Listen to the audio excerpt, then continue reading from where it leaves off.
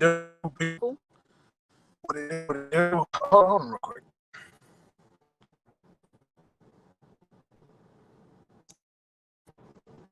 Oh, snap. Oh, my goodness. Okay. You guys can see all that, man. Control, man. I can't see it. Okay, what's up, everybody? We're gonna do 10 minutes of college football, starting now. Where I'm going to attack today is, I think it's a great idea to speak about Georgia, not just the receiving core. What's up, Macklin Griffin? But going to speak on not necessarily Georgia's receiving core, but why a lot of people are attacking Georgia as far as the wide receiver position, right? All right. So in this 10 minutes, I'm going to break that down and kind of just explain, not even a theory, but just explain to you what people think, or explaining why people think the way they do when it comes to Georgia football, wide receiver position. First off, if you have noticed, the last 5 years, we have had a very good football team, right? I know longer than that, I get it. But when it comes to wide receiver, we have never had a dominant receiver that we give specific downfield routes to. Now, yes, a Lad McConkey can catch a catch here, or, Brock Bowers, who's a tight end, can, catch a under or a crossing route and he goes for 40 yards. That's different. But I think, what'd you say? He's going to be a lot in the mid. Oh, Caden Prothro for sure. But the problem is Georgia does not play downfield very well.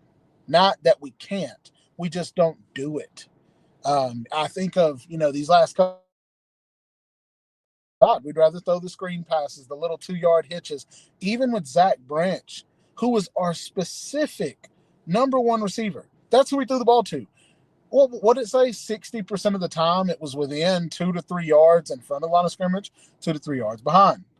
What's up, Esso? What's up, Nate? That is the problem, is downfield receivers, these 5-stars that go to these places like Texas, Ohio State, Oregon, even Tennessee. They don't want to go to Georgia because we don't give downfield routes a lot. Now, that may change, but that is why Zach Branch, who was the number one guy for us, caught a lot of side-to-side stuff. We'd rather go for the 4 or 5 yard gain than the risk of a 30-yard gain at the potential, part of a drop. And I get it.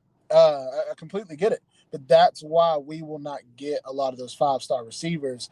The only one I think we have on the roster right now is Talon Taylor, right? And we've seen he is a special guy. He's very fast, has route running ability, all of that. Tight end would be our great position. But the reason I wanted to bring that up is, people have said, no, Georgia's had really good wide receivers. Look at the draft. I get it. But I'm gonna explain this real quick.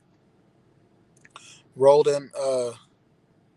You talking about Riddell, Macklin, Jaden Riddell? But listen to this. Wide receivers taken in the draft this year. Okay. You have, of course, Carnell Tate, right? Was picked number 1. Arizona State, USC, Texas A&M, Indiana, Ole Miss, Washington. Alabama's number 1, Jeremy Bernard, the huge receiver, was taken in the second round, 15th pick, right? What is that? 7 receivers taken in front of him. And I could go down the list. Then you have Georgia's receiver, Zachariah Branch, a Georgia State receiver. Oh, Landon Rolden White. I need to see that. I'm at work right now, Nate, but yes, we can.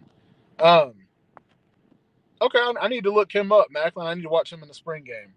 But going down this list of all these guys like UConn, Iowa, Indiana, like, we literally had a receiver, a huge receiver on the outside in Colby Young, who we all thought was pretty good. Colby Young, pretty good.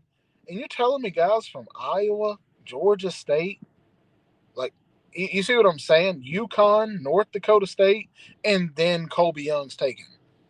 And so it's not a matter of if Colby Young is a good receiver or not. It's the fact of you need somebody who has not just been battle tested, but has gone their college career running the kind of routes that will fit your offense. How many offenses in the NFL play like Georgia does, that throw 40 screens a game? There's not many. So, yes, the receivers may have longevity in the NFL and, they may be great blockers and can catch here and there. And I know Kirby said that, and I get it. I'm not arguing with it. But for people who say Georgia will never get 5-star receivers, you're terrible, it's because we don't. Our offense is not appetizing to very good receiving prospects out of high school. We may take one, a class. Last year I think we had 2 or 3, which was great.